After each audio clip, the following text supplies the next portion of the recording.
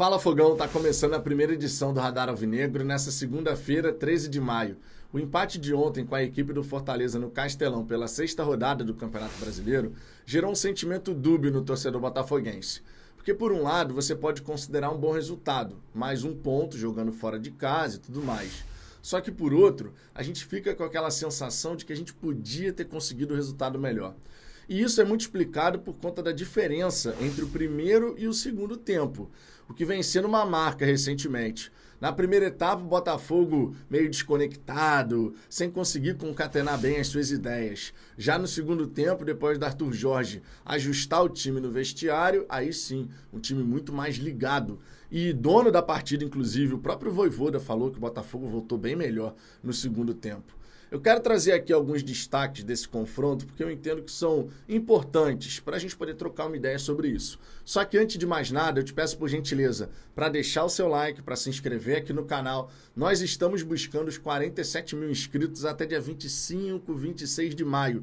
Com a ajuda de vocês, chegaremos lá. Então, dá um confere aí para ver se a sua inscrição está tudo certinho, que aí dessa maneira você fortalece aqui o nosso trabalho. Sempre destacando a programação do dia, além desse Radar Alvinegro, teremos o Fala Fogão Shorts, aquele vídeo curtinho por volta de 11, 11h30 da manhã. Depois, a partir de 1h05 da tarde, tradicional live da hora do almoço, por volta das 18, 18h30, Radar Alvinegro, segunda edição. Então, são esses os conteúdos programados para o dia de hoje e você, claro, é nosso convidado para poder conferir todos eles. Dito isso, vamos em frente. Vamos começar falando sobre essa questão aqui da discrepância do primeiro para o segundo tempo. Isso tem acontecido recentemente, não foi algo específico do confronto de ontem com a equipe do Fortaleza, e é preciso que o Arthur Jorge consiga conectar melhor a equipe do Botafogo na primeira etapa. Se você pegar aí nesse recorte recente sobre o comando do novo treinador, isso vem acontecendo de forma recorrente.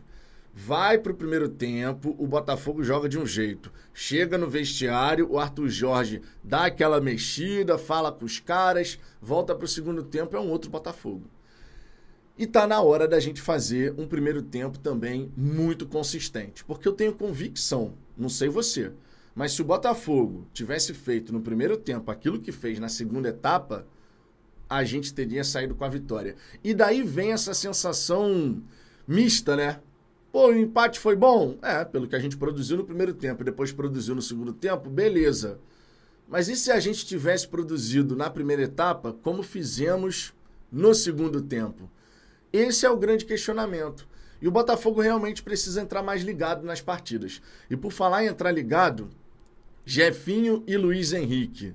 Esses daí merecem um capítulo à parte, né? Da gente falar especificamente sobre a postura e comportamento de ambos. O lance que o Luiz Henrique recebe o passe e a gente fica numa situação de 2 contra 1, esse lance, para mim, em relação ao Luiz Henrique, é muito emblemático. Porque ele resume, ele simplifica aquilo que o Luiz Henrique tem feito com a camisa do Botafogo. Ele recebe esse passe, ele poderia ter acionado o Romero na diagonal, para o Romero entrar sozinho na cara do goleiro, mas ele decide que vai sozinho. E em momento algum ele pensa em dar essa bola no Romero. Se você for observar o replay, em momento algum o Luiz Henrique, pela linguagem corporal, cogita fazer o passe para o Romero que entrar sozinho. Em momento algum. Te convido a dar um confere no replay para observar o que eu estou falando. O Luiz Henrique, ele gira, fica no mano a mano, decide que vai para o X1, vai sozinho, tenta o drible, erra e ele vira de costas para o lance. Ele simplesmente coloca a mão no rosto e ele vira para o lance. Ele não vê mais o que aconteceu. O Jefinho chega finalizando, faz uma boa finalização, obriga o João Ricardo a fazer grande defesa e do escanteio nasce o gol. Mas e se essa bola tivesse sido chutada, bateu no zagueiro e sobrou para o Luiz Henrique? E se essa bola tivesse sido chutada, batesse na trave e voltasse para o Luiz Henrique? Ele não faria o gol porque ele se desconectou do lance. Tipo assim, tentei sozinho, não deu certo? Ai, meu Deus! E aí virou de costas pro lance. Esse tipo de postura, esse tipo de comportamento não dá pra gente normalizar. A mesma coisa vale pro Jefinho, quando ele tenta as jogadas e começa a virar de costas e dá aqueles pulinhos de lamentação. Não pode. Não é falta de talento com a bola nos pés, porque ambos têm talento. Mas eles têm que querer mais, eles têm que participar mais. tá mais ligado no jogo.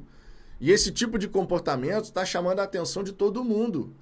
Eu imagino que o técnico Arthur Jorge também esteja observando isso, porque ele precisa fazer esses dois atletas se conectarem melhor com o time. Não é nem só com o jogo, é com o time. Vê, por exemplo, a entrada do Romero. O Romero participou de 4 dos últimos 5 gols do Botafogo. E ontem, jogando todas as fases. Jogando a fase ofensiva, jogando a fase defensiva, a transição ofensiva, a transição defensiva, batendo boca com o árbitro, chegando lá atrás para ajudar na marcação. Se o Romero pode fazer isso, por que o Jefinho e o Luiz Henrique não podem? Por que a gente não pode exigir que eles possam se conectar melhor dentro de um confronto? É preciso que ambos façam uma reflexão, porque dessa maneira que eles estão atuando, tu pode ter todo o talento que você tiver, mas você não está jogando para a equipe, você está sendo um peso a mais dentro de campo e não uma solução. E nesse momento é isso que está acontecendo. Muito embora Luiz Henrique e Jefinho já tenham participado de gols do Botafogo e tendo ajudado na construção de vitórias. Mas a gente não quer que eles sejam só esses atletas que, ele participou desse lance. Todo o entorno foi ruim. Eles podem mais. E a gente tem que cobrar mais de quem pode mais. Eu espero de verdade que ambos acordem para a vida. E que se inspirem até no Romero, que está pedindo passagem, tem que ser titular dessa equipe. E eu acredito que contra o Universitário, novamente estará no 11 inicial, porque está merecendo. Ele que bate o escanteio, inclusive. O Danilo Barbosa faz aquele gol belíssimo de cabeça, né? O Danilo, nessa jogada assim, é sensacional. Já fez alguns gols com a camisa do Botafogo dessa maneira. E é um volante que tem muita qualidade. E isso me leva, inclusive, a falar sobre as nossas alternativas ali na volância. Ontem nós tivemos os 4 em campo em algum momento, não simultaneamente, mas os 4 participaram, né? O Gregory, o Danilo, o Tietê e o Marlon, que atuou por 26 minutos, mas quase deu uma assistência, inclusive, para o Júnior Santos. Esses 4 jogadores de meio de campo, eles me dão uma tranquilidade, independente de qual for a dupla, que é brincadeira. Não estou dizendo que todos jogaram pra caramba, tá? Que não erraram, que não tiveram um erro bobo aqui e ali. Todos ali cometem algum erro bobo aqui e ali, faz parte. O Danilo ontem, embora tenha feito o gol, teve um lance que ele dá um passe aqui para trás, no caso, que gerou uma situação de perigo, porque foi um passe curto. Vocês sabem disso. Então o Danilo, embora tenha feito um jogo ali bacana, de modo geral, ele erra um passe que poderia ter gerado um gol para a equipe adversária. O Gregory também chegou a errar alguns passes bobos. O Damian, quando entrou na partida, e entrou bem, logo de saída ele faz um desarme maravilhoso. O cara vai botar na frente, ele dá o carrinho, consegue recuperar, e na sequência ele dá o passe e entrega a bola para o adversário de novo. A gente viu isso acontecer com vários atletas, não foi exclusividade desse ou daquele. Vários atletas ontem do Botafogo erraram passes assim, muito bobos, sabe? A própria tomada de decisão da equipe ontem, especialmente no primeiro tempo, estava bem ruim mesmo. O gol que o Botafogo sofre foi por conta de uma tomada de decisão ruim. Por que você estava insistindo bola longa para o Jefinho e para o Luiz Henrique brigarem por ela no alto? Não é característica dos atletas. Por que o Cuiabano, que fez uma baita jogada ali do lado da grande área, ele simplesmente decide fazer um cruzamento como se tivesse um centroavante dentro da grande área, quando não tinha. A gente não tinha um centroavante dentro da grande área. Mas depois de fazer uma baita jogada, tirar o marcador aqui pelo lado esquerdo, ele vai e cruza de qualquer maneira. Sabe, aquele cruzamento padrão. Tem que jogar lá na segunda trave porque o centroavante vai estar chegando por ali. Então o time ontem, ele estava meio desconectado em alguns pontos, errando alguns lances bobos, tomando algumas decisões muito precipitadas, muito equivocadas. E isso precisa ser pontuado, tá? Por que aconteceu, o que fez os jogadores não se conectarem e entenderem melhor o contexto da partida, aí é uma questão para o Arthur Jorge chegar e pensar. Agora, um outro ponto que vale destacar aqui, Fogão, em relação ao time do Botafogo ontem, foi a entrada do Júnior Santos, né? É impressionante o que o Júnior Santos vem fazendo. Ele está conseguindo elevar cada vez mais o próprio nível. Ele deixou de ser aquele jogador que só pega a bola e corre, mas corre driblando, né? Fazendo aquele arrasto e tal. Ele deixou de ser só esse atleta. Ontem o Júnior Santos entra e ele faz o Botafogo jogar. Ele gera muito jogo pro Botafogo. Ele faz aquela jogada que dá o passe pro Savarino, que infelizmente a jogada não terminou em gol. O Savarino ele não consegue chegar no cruzamento no ponto certo, mas depois disputa ela não sai pela linha de fundo, na minha opinião. Mas o árbitro, o Wilton Pereira Sampaio, que também merece um capítulo à parte aqui, né? Pelo amor de Deus, o Wilton Pereira Sampaio é horroroso. Horroroso. Ele é um dos piores árbitros que a gente tem no futebol brasileiro. Eu tinha dito aqui, quando saiu a escala, prepare-se para passar raiva no domingo. Porque o árbitro que vai apitar a partida do Botafogo é assim, meu irmão, num nível terrível. E mais uma vez provou por que ele tem essa fama de ser horrível. O Wilton Pereira Sampaio não dá, cara. É impressionante como o cara consegue tomar várias decisões equivocadas. Agora saiu o áudio mostrando o lance que ele dá cartão amarelo pro Diego Hernandes. Ele não tinha nem dado falta.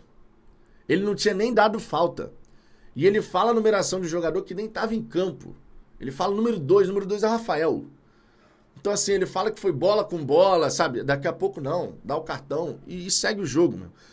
Esse lance aí, por exemplo, do Savarino, tem o VAR, cara. Tem o VAR. Você simplesmente chega, deixa o jogo rolar e depois você vê se a bola saiu ou não. Porque foi tirado do Botafogo um lance que poderia ter gerado um gol. Foi tirado, eu não sei se o gol sairia, mas foi cancelado um lance antes da sua conclusão que poderia ter gerado um gol do Botafogo. Então assim, cara, a arbitragem do futebol brasileiro é uma parada terrível. E enquanto não profissionalizar de fato, não é que eles ganhem pouco não, tá? Porque árbitro brasileiro não ganha pouco não. Mas enquanto não profissionalizar de fato, os caras se dedicarem única e exclusivamente a isso, a gente não vai conseguir minimizar os erros. Porque o objetivo tem que ser minimizar, porque erros vão acontecer. São seres humanos, vão errar. Agora, a maneira como os erros são cometidos é que é brincadeira, né? Não tem condição. Agora, nesse lance, voltando aqui, o Júnior Santos, ele consegue fazer um cruzamento, um baita cruzamento, uma baita jogada ali. Tem o lance também que ele chega de cabeça num cruzamento do Marlon, maravilhoso. O Marlon faz o passe aqui por elevação, o Júnior chega cabeceando, ganhando do zagueiro. E a bola vai ao lado do gol, passa perto. Tem o lance do chute, que o Tietê faz um lançamento maravilhoso pro Savarino. Ele encontra o Júnior Santos, que tira o Tite com facilidade, dribla com uma facilidade absurda, sem velocidade, diga-se. Ele recebe, faz a jogada de corpo aqui e tira o Tite, bate com aquela curva, mas o João Ricardo fez uma defesaça. Então o Júnior Santos hoje, cara, ele é um jogador absolutamente fundamental para o time do Botafogo. É impressionante como ele vem evoluindo o entendimento de jogo, a parte técnica, as decisões. É o dono do time do Botafogo, claro, entre aspas, você tá entendendo? Mas é o dono do time do Botafogo, não tem como, cara.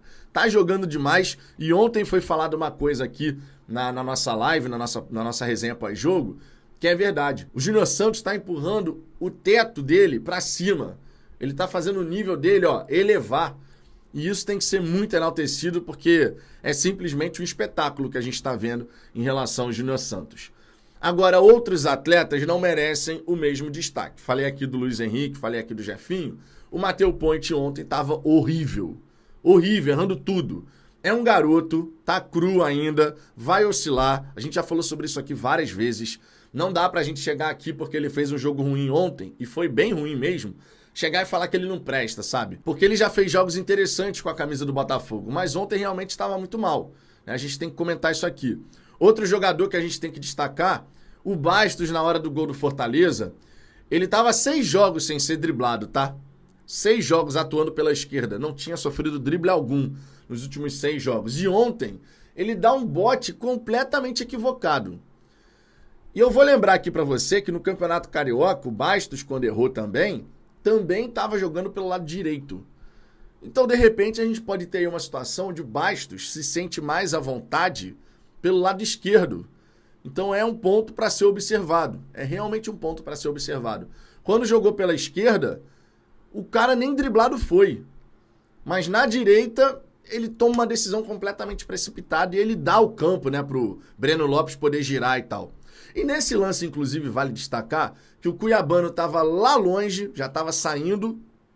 O Barbosa não reage rápido o suficiente para tentar chegar e bloquear. Tanto é que o cuiabano chega primeiro que o Barbosa. O cuiabano que estava lá no campo de ataque, ele chega primeiro no Barbosa para tentar evitar a finalização do Pochettino. E o Barbosa, que estava mais próximo, não consegue. Não é um cara de velocidade, eu sei, mas dava para tentar fazer algo mais. Assim como eu acho, tá? A minha visão, você pode discordar, que o John também poderia ter tentado fazer algo melhor do que ele fez. Foi o segundo gol que ele sofreu com uma finalização vindo aqui do lado esquerdo dele. E de mais longe dessa vez, tá? Foi uma pancada do Pochettino, inegavelmente.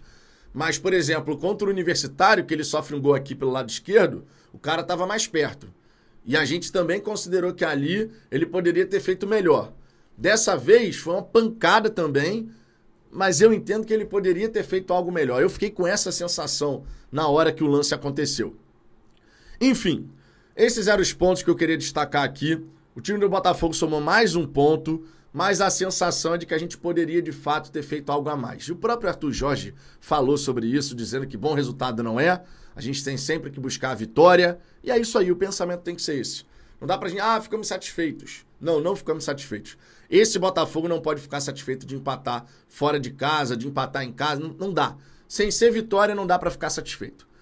Eu, pelo menos, penso assim, e o técnico Arthur Jorge está apontando nessa direção. Então, se o comandante está apontando naquela direção, por que eu vou ficar falando aqui? Não, pô, maravilhoso o resultado. Não é o caso. Vamos por mais. Quinta-feira tem Libertadores. E eu espero, claro, que o time esteja ligado, porque isso vai ser muito importante. O que você achou do confronto, Fogão? Deixe seu comentário aqui embaixo. E lembre-se, daqui a pouquinho eu estou de volta com mais conteúdo aqui no canal. Um grande abraço e até a próxima.